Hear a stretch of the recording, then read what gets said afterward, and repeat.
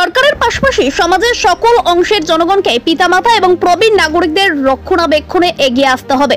শনিবার প্রজ্ঞা ভবনে পিতামাতা এবং প্রবীণ নাগরিকদের রক্ষণাবেক্ষণ এবং কল্যাণ আইন 2007 সম্পর্কিত একটি রাজ্য ভিত্তিক কর্মশালায় এই কথা বলেন সমাজ কল্যাণ ও সমাজ শিক্ষা দপ্তরের মন্ত্রী টিঙ্কু রায়। মন্ত্রী বলেন, সরকার জেলা এবং মহকুমা স্তরে বৃদ্ধাশ্রম নির্মাণ করলেই সমস্যার সমাধান হবে না।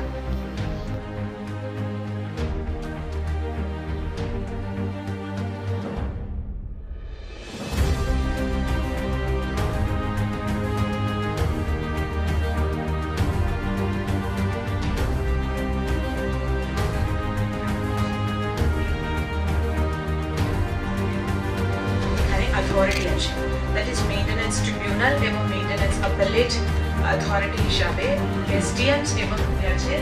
তাদেরকে যদি প্রোটেকশন অ্যাজ পার অ্যাক্ট যদি তাদের লিগাল সার্ভাইভাল ডিপার্টমেন্ট হিসাবে social and social education department হচ্ছে, এটার জন্য ভেরিয়াস ইনিশিয়েটিভ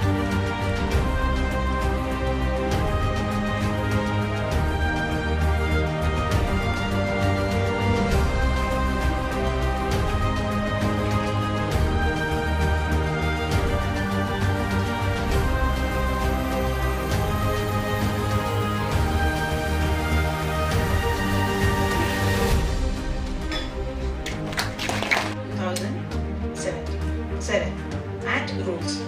এই অ্যাক্টটা যদি 2007 থেকেও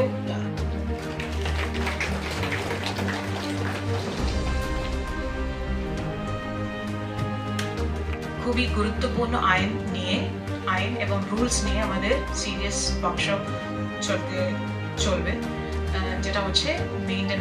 সঙ্গে রয়েছে সমাজ কল্যাণ এবং সমাজ শিক্ষা শ্রদ্ধেয় শ্রী বিজন চক্রবর্তী মহোদয়। সবাইকে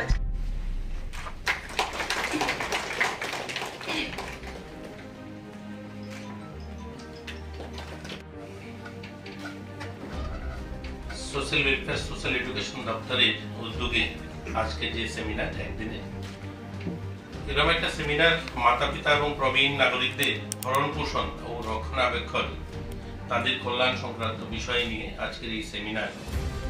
আমার আগের বক্তা মাননীয় তাপস রায়, আমাদের সচিব দপ্তরে, বিস্তারিতভাবে আলোচনা করেছেন। উপস্থিত হয়েছেন স্মিতা মল, যিনি স্বাগত বক্তব্য রেখেছেন। আমাদের এই দপ্তরের ডাইরেক্টর রয়েছেন, এডিশনাল ডাইরেক্টর বিজন চক্রবর্তী রয়েছেন, স্বপন চৌধুরী, তিনি লিগেল বিষয়টা বলবেন। এছাড়াও অন্যান্য বক্তারাও আসবেন, পুরো দিনের সেমিনার চলবে। মূল বিষয়টা হলো, এমন একটা বিষয় নিয়ে আমাদের আজ আমরা সেমিনার করছি। 2007 সালে এটার নীতি তৈরি হয়েছে। 1999 সালে অটল বিহারী বাজপেয়ী গভর্নমেন্ট যখন হয়েছিল, জাতীয় নীতি সেটাতে নির্ধারণ ঘোষণা করা হয়েছিল। দীর্ঘ বছর পর আমরা সমাজ শিক্ষা সমাজ কল্যাণ দপ্তরের আধিকারিক সবাই এখানে উপস্থিত হয়ে এই বিষয়টা আলোচনা করছি। আমরা যারা উপস্থিত আছি, তাপসবাবু বলেছেন আমাদের থেকে শুরু করতে হবে। সত্যি অবাক লাগে, আমরা যে রাজ্যে বসবাস করি, যে দেশে বসবাস করি, এই রাজ্যেই আমরা প্রতি বছর দুর্গাপুজোর সময় বড় বড় মূর্তি তৈরি করি, মাটির মূর্তি তৈরি করে পুজো করি। ক্লাবে সমন্বিত হই, অনেক চাঁদা কালেকশন হয়, বড় বড় পুজোর মণ্ডপ তৈরি হয়, প্রতিযোগিতা হয়, লক্ষ লক্ষ টাকার প্রতিযোগিতা হয়। সেখানে কার থেকে কত বড় মূর্তি করবে, কুমারটুলির থেকে মূর্তি আসবে।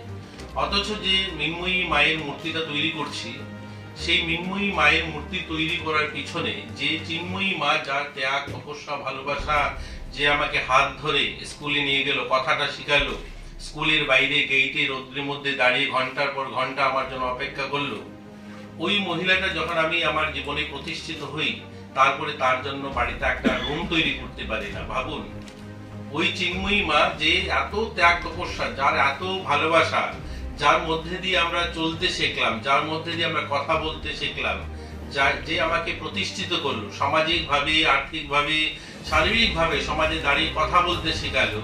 অথচ আমি যেদিন দাঁড়িয়ে গেলাম, সেদিন ওই মানুষটার জন্য বাড়িতে যখন ঘর তৈরি করি, একটা রুম তৈরি করতে পারছি না। ওই বিষয়টা নিয়ে আজ আমরা শিক্ষিত বুদ্ধিজীবী যারা আমরা সমাজ পরিচালনা করছি, অফিসার যারা, আমরা আজ এই বিষয় নিয়ে আলোচনা করতে হচ্ছে তাদের জন্য।